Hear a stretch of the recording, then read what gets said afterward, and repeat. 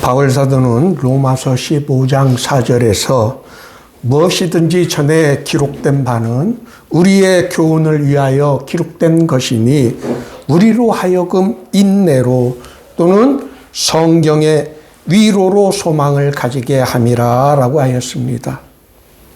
오늘 본문 말씀을 통하여 우리는 어떤 교훈을 얻고 성경의 위로와 소망을 가질 수 있을까요?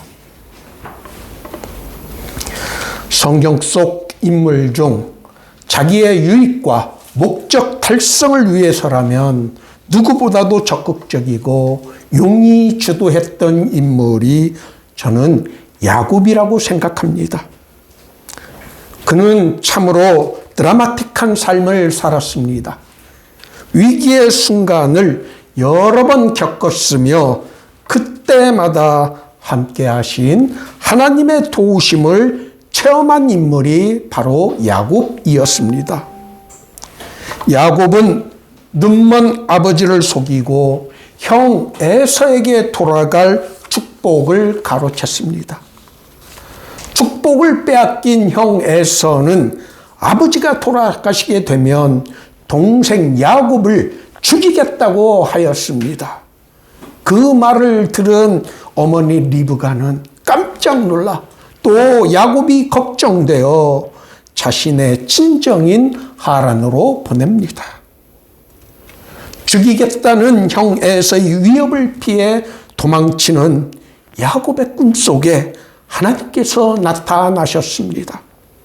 내가 누워있는 땅을 내가 너와 내 자손에게 줄 것이고 또 내가 너와 함께 있어 내가 어디로 가든지 너를 지키고 너를 이끌어 이 땅으로 돌아오게 할 것이고 내가 내게 허락한 모든 것을 다 이루기까지 나는 너를 떠나지 아니할 것이라고 하나님은 야곱에게 약속하여 주셨습니다. 처량한 신세가 된 야곱에게 내려주실 수 있는 최고의 축복을 하신 것입니다. 그러자 야곱은 서원을 합니다. 하나님이 나와 함께 계셔서 내가 가는 이 길에서 나를 지키시고 먹을 떡과 입을 옷을 주시어 내가 평안히 아버지 집으로 돌아가게 하시오면 하나님께서 나의 하나님이 되실 것이요 내가 기둥으로 세운 이 돌이 하나님의 집이 될 것이요 하나님께서 내게 주신 모든 것에서 10분의 1을 내가 반드시 하나님께 드리겠다고 서원을 합니다. 본래 그곳의 이름은 루스였는데 야곱은 그곳을 하나님의 집이라는 뜻의 베델이라는 이름을 붙입니다.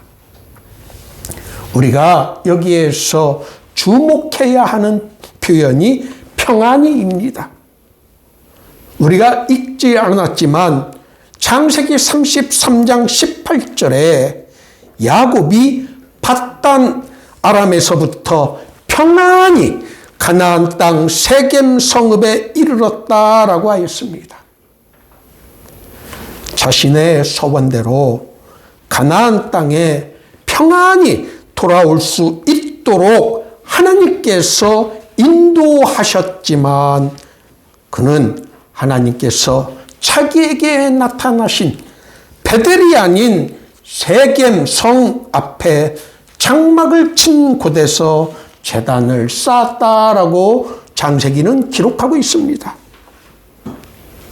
창세기 33장과 34장은 이어지지만 시간 흐름상 적어도 10년 이상의 간격이 있습니다.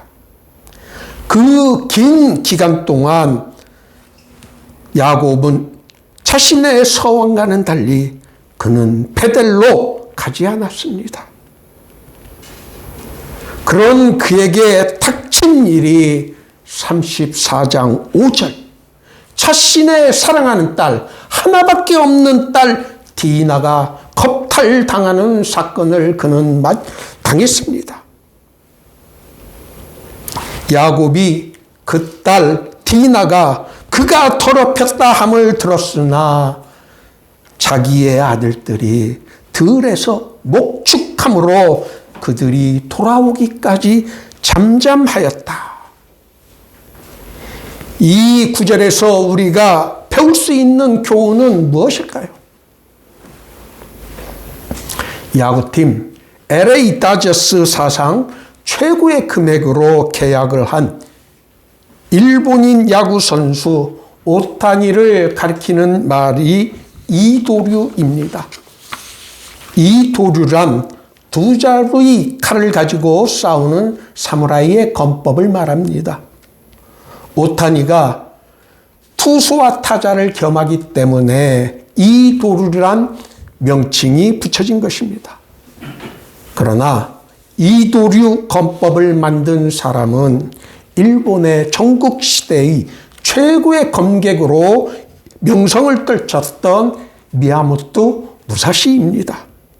그는 무려 60번이 넘는 목숨을 걸고 싸우는 진검승부에서 한 번도 패한 적이 없는 전설적인 인물이었습니다. 그런 그에게 누군가가 그렇게 많은 진검승부에서 한 번도 패하지 않은 비결이 무엇이냐고 물었습니다.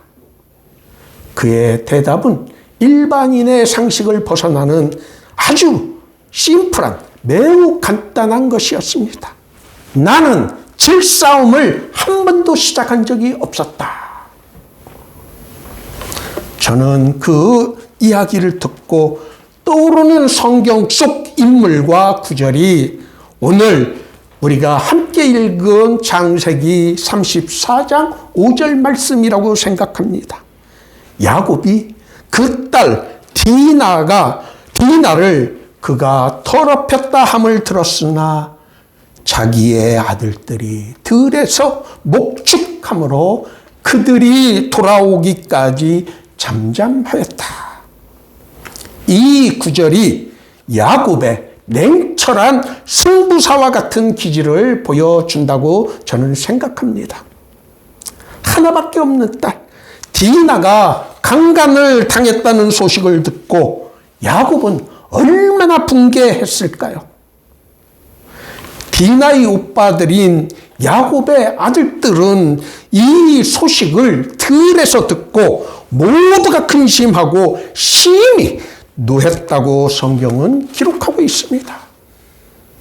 오빠들보다 더 가슴이 문드러지고 화가 나서 피가 솟구칠 아버지 야곱은 자기의 아들들이 들에서 목축함으로 그들이 돌아오기까지 잠잠하였습니다. 그가 그 소식을 듣고도 장성한 아들들이 함께 없는 상황에서 잠잠했던 것은 아마도 미야모토 무사시처럼 이기지 못할 싸움은 처음부터 시작하지 않기 위해서였는지도 모릅니다. 창세기 34장 5절에서 우리가 배워야 하는 것은 화가 난다고 해서 당장 섣부르게 행동으로 옮겨서는 안 된다는 것입니다. 말이나 행동을 마음에 담아두고 차지하는 것이 용기이고 지혜일 때가 있습니다. 목숨을 걸고 싸우는 싸움은 쉽게 함부로 시작하는 것이 아닙니다. 야곱의 경우처럼 자기의 아들들이 들에서 목축함으로 그들이 돌아오기까지 잠잠한 것이 바로 지혜요 용기인 것입니다. 참아야 할 때 참지 못하고 섣부르게 싸움에 나서는 것은 어리석은 일입니다.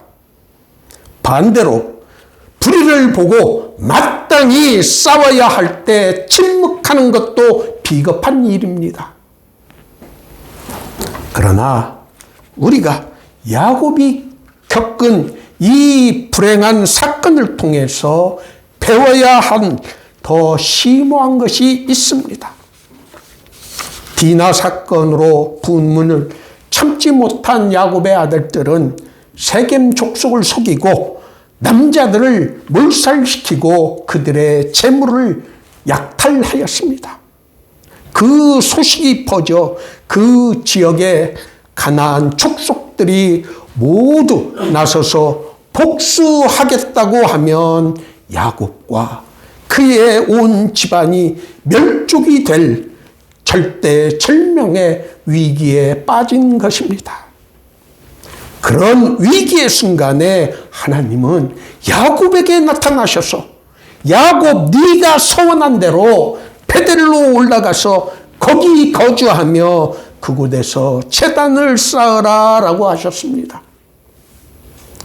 야곱은 그제서야 자신이 서원한 것을 이행합니다.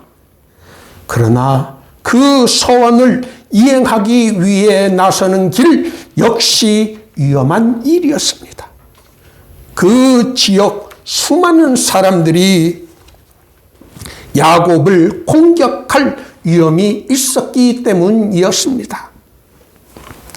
그러나 언제나 자신의 약속에 신실하신 하나님께서 야곱의 절대절명의 위기의 순간에 하나님이 그 사면 고울들로 크게 두려워하게 하셨으므로 야곱의 아들들을 추격하는 자가 없게 만드셨습니다. 우리는 야곱의 위기 순간마다 하나님께서 어떻게 그를 도우셨는지를 배웠습니다. 야곱의 위기의 순간에 함께 하신 하나님은 오늘도 여전히 우리와 함께 하시는 하나님 아버지이십니다. 이것을 믿는 믿음이 바로 그리스도인의 믿음입니다. 여러분들이 무슨 어려움이나 여러분에게 어떤 위기가 있습니까? 야곱의 위기의 순간에 함께 하신 하나님의 은혜와 도우심, 그리고 우리와 함께 하신다는 것을 여러분 확신하시길 바랍니다. 오늘 모대교회 예배에 참석하신 여러분 모두가 하나님의 이 은혜를 체험할 수 있기를 예수님의 이름으로 축원합니다.